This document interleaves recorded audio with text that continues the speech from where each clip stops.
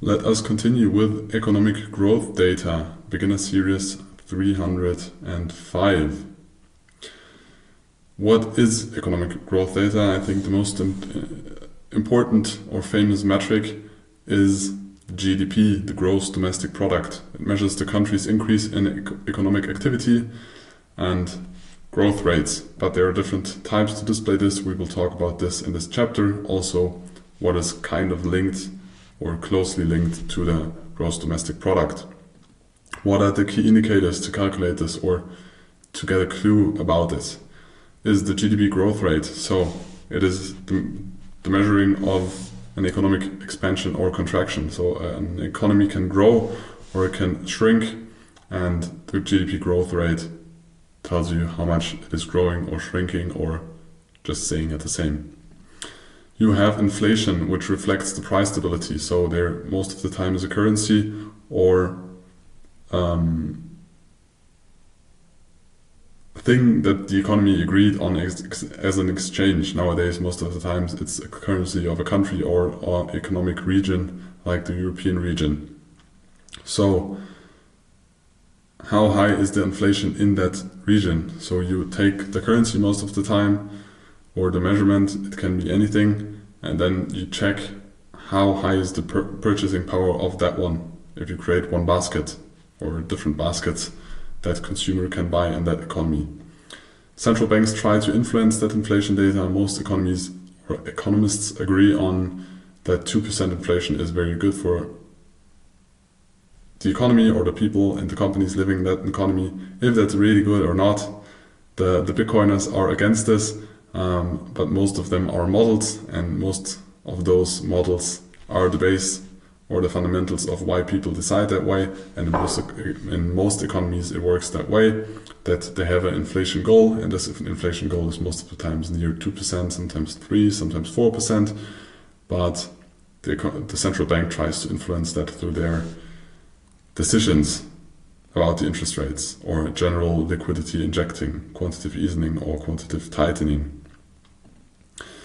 There are employment rates. High employment is generally good for an economy, because when all the people in the economy that have the availability to work, have a job, most of the likely that the economy is very healthy.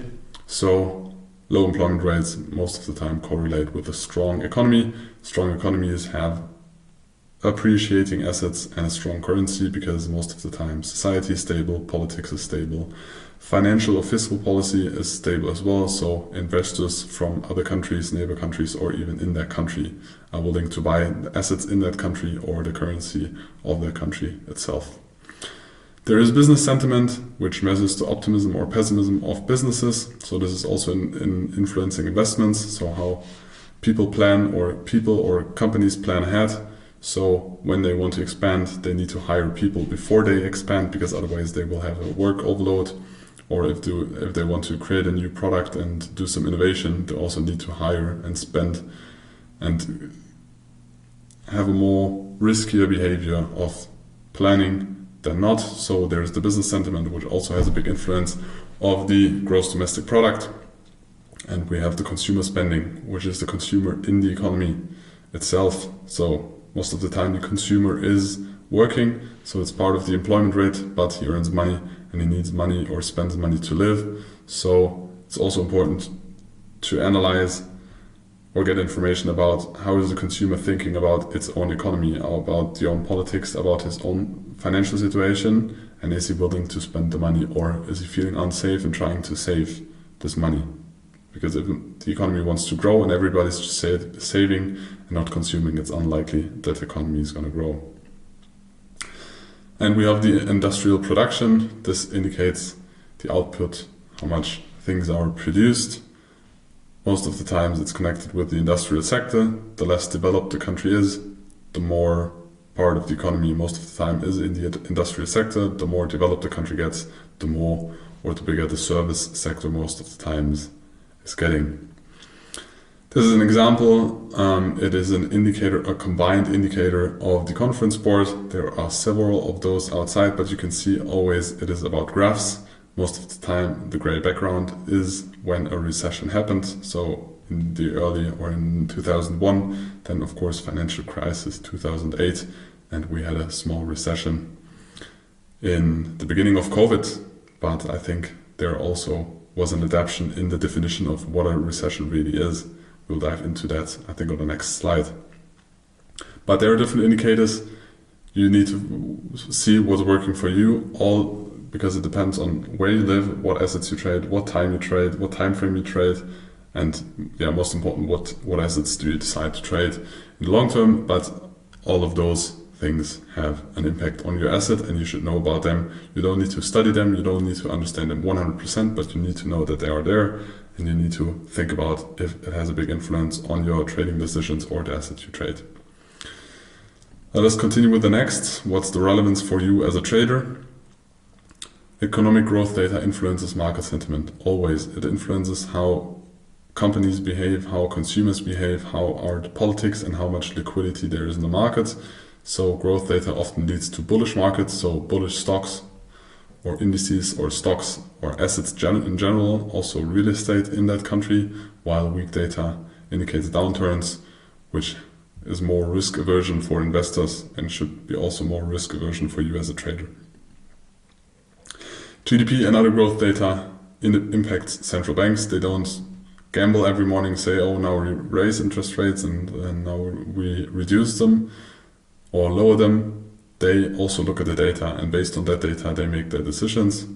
So important to know, because market liquidity is a very important thing. If you go into swing trading or long-term trading, in general, the liquidity is also for day trading relevant, because when you look at markets like the FDAX, you see different phases of liquidity. How liquid are those markets?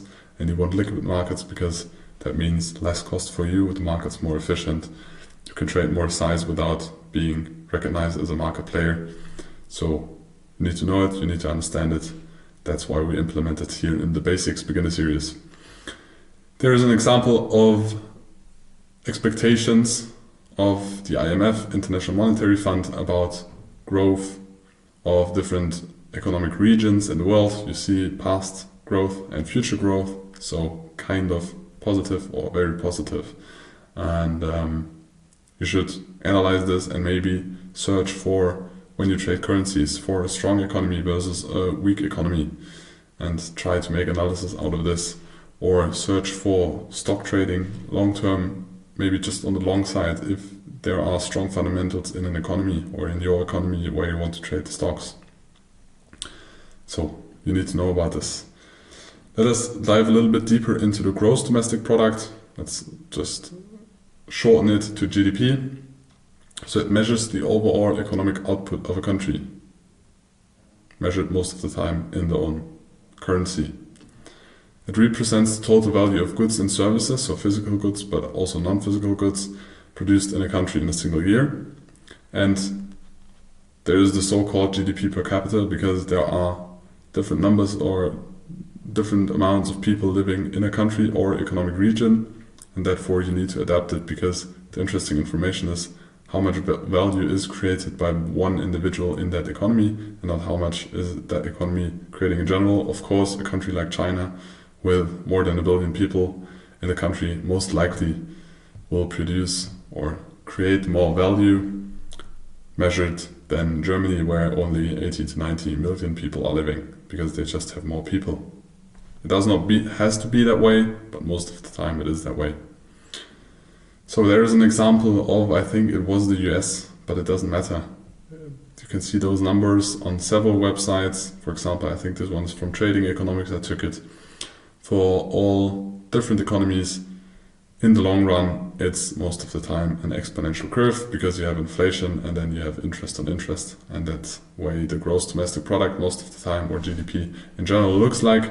This now is the GDP in total, not per capita. This would be a crazy number for GDP per capita, but you can divide it through the people living in the US or working people in the US, and then you have your numbers. Furthermore, there is the GDP growth rate, because a chart like this one is very difficult to implement in your trading, because there's not a lot of data you can get out of this chart. It's better to visualize and put in perspective if you take the GDP growth rate in percentage. So the GDP, or this one shows you how much an economy is growing on a yearly basis. It's calculated all 3 months, so 4 times a year, every quarter the numbers published, and 2 negative quarterly readings or publications of the GDP are the definition of a technical recession. So if there's a contraction in the economy, negative GDP, for 2 quarters in a row, then you have a technical recession. This is how the data looks like, and the central banks want to impact this GDP growth or the economic cycles because they don't want spikes like this to the upside and to the downside, because this is less sustaining. They want a more constant growth. You will always have volatility, but the central banks try to reduce that volatility, that you don't have boom and bust cycles like in meme coins. You should more have a constant growth, and that's the goal of the central bank or the politics. Of course, COVID was a special situation, so you see in the beginning you had lockdowns, people needed to adapt, people have not been working, a lot of logistics have been blocked, but after that there was very strong growth because a lot of things that we're not able to do here, or problems that were popping up because of the COVID situation, have been solved here. But still the people needed to live, companies needed to produce, things needed to be transported around the globe. But the central bank is trying to minimize this boom and bust cycle, so it's more stable. But one of the best numbers is the real GDP growth. It's the most reliable GDP data because it is adjusted for inflation. You can grow when you have inflation every year, so just the value or purchasing power of the things you measure your economy in is declining.